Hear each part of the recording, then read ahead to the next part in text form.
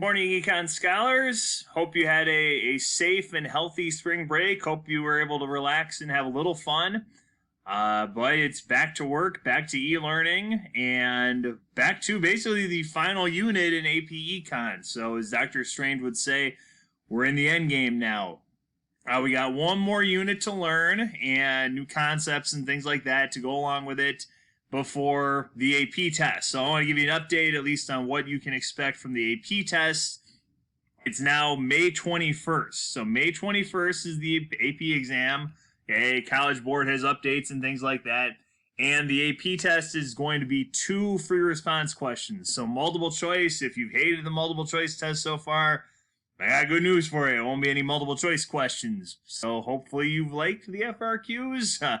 It's going to be free response questions. So a lot of the stuff we'll be doing in the next month, especially with Unit 5, the last unit is going to be practice FRQs. Practice in the sense that, it's good warm up to help you get you ready, but they are going to be for grade. So if you've fallen behind, I'd really recommend hopping on your work from monetary policy last unit.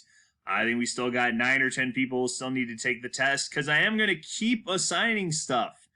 Hey, e-learning, especially I think the 26 or 27 of you are taking the test. You are going to need to know this material in order to do well on the AP exam in May. So you need to get moving on this. It's all for grade. It's all going to hopefully help prepare you for the AP test, help get you ready for the next level if you're thinking of taking econ in college. Okay, but that's the idea here. Before we get to kind of the Unit 5 stuff, I want to kind of backtrack. This is something DeLuca's class did in Unit 1, so it is fair game for the AP test. So we're going to spend a couple of days talking about trade.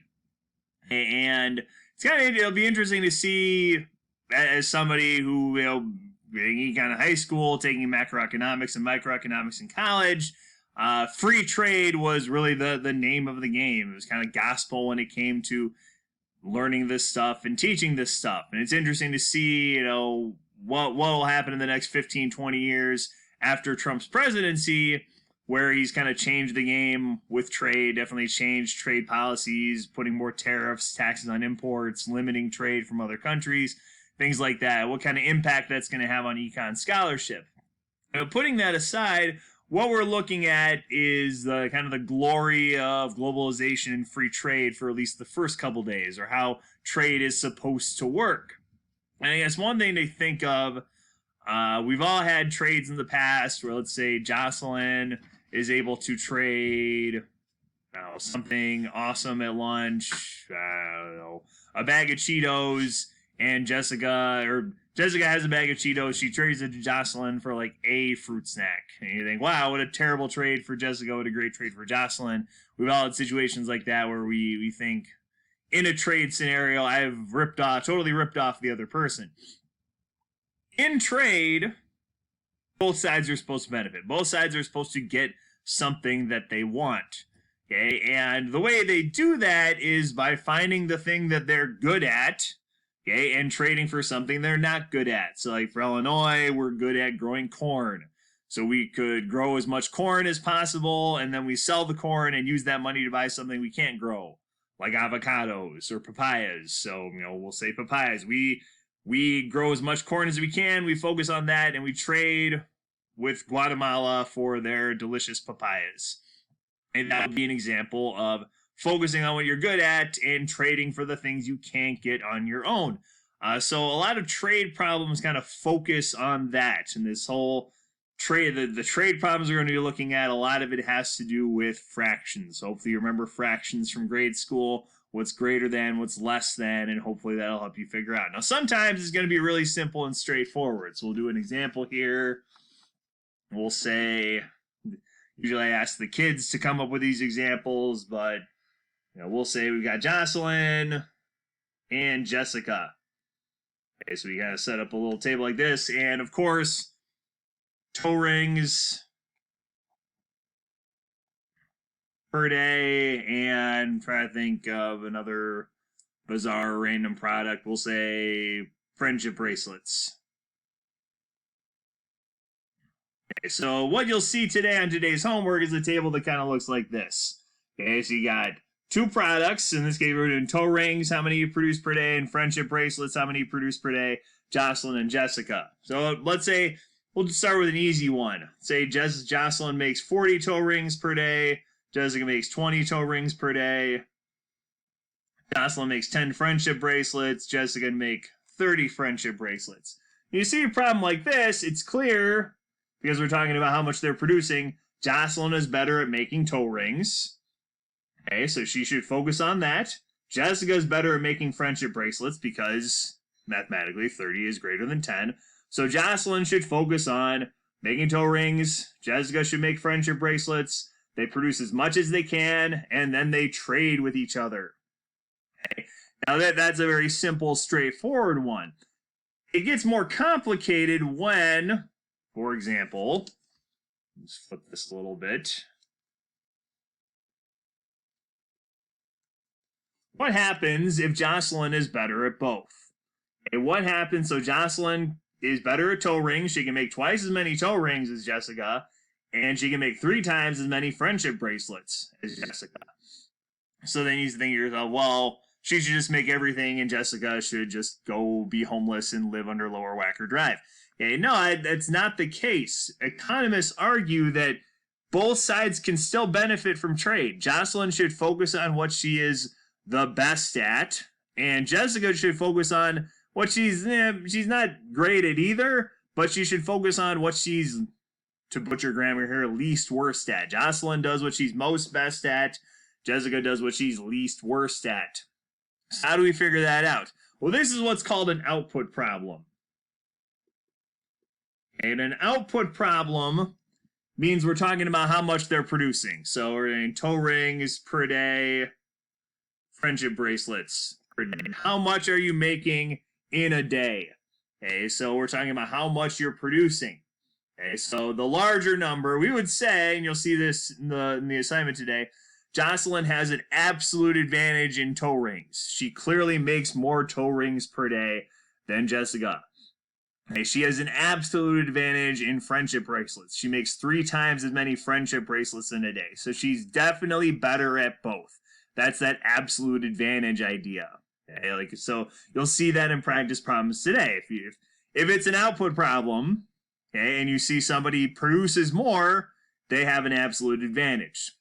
This other idea is called comparative advantage. It's a little more complicated. Comparative advantage, like I said, focus on what you're the most best at. Okay, so where does Jocelyn have a bigger advantage? Well, how do we figure this out? Output problems go over. So what that means is you take the 30 here, there we go, 30 there, and you put it over the 40, 40 over 30. So it looks like that. You take the number, you put it over, 10 over 20, 20 over 10. Okay, so it ends up looking like that. Now to figure out who is the comparative advantage, you compare up and down. Okay, so we look at Jocelyn toe rings and Jessica toe rings. So if we reduce, 30 over 40 is the same as 3/4. 10 over 20 is the same as 1/2. Okay, when we're doing comparative advantage, we're looking for the smaller number. Okay, which means you have what's called the lower opportunity cost. So this connects with Unit 1 a little bit because we're always looking for who has the lower opportunity cost. Whoever has the lower opportunity cost has the comparative advantage. So what's smaller, 1/2 or 3/4? That's right, 1/2 is smaller. So Jessica should make toe rings. Sorry, Jocelyn. Jessica should make toe rings. And we do the same thing on the other side. 4/3 and 2. Okay, 4/3 and 2. Well, 4/3 clearly smaller than 2, therefore Jocelyn has the comparative advantage in making friendship bracelets. So notice, Jocelyn has the absolute advantage in both, but she only has the comparative advantage in friendship bracelets. You can't have a comparative advantage in both. You can be definitively better, that absolute advantage in both. But once you figure out who has the comparative advantage in one product, you automatically know the other person has the comparative advantage, or the other country has the comparative advantage in the other product. You can't have a comparative advantage in both. Okay, so that's an output problem. For output problems, absolute advantage, you look for bigger. For comparative advantage, you look for the smaller fraction, the lower opportunity cost. Okay, so that's for output problems. It's a little different when we get to input problems, which we'll do another example here. And the way to tell output problems, you're looking for how much we're producing per day, per hour, per month, per acre. Now, how much are we producing? Input problems have to do with resources. Okay, how many resources are we using? So a good way of thinking of input problems is resources per product. How many days is it taking us to make an airplane? How many hours is it taking us to make a robot?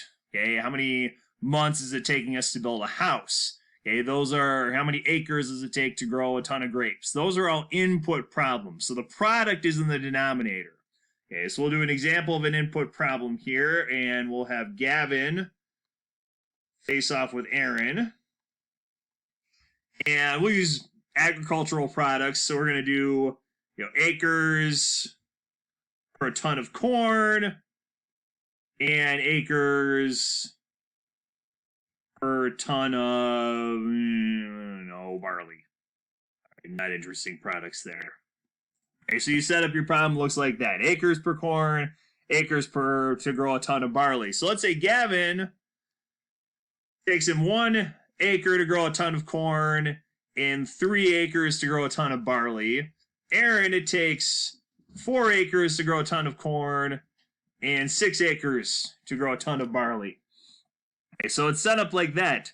With an input problem, you're looking for absolute advantage, you're looking for the smaller. Gavin is better than Aaron at making corn. It only takes him 1 acre to grow a ton of corn.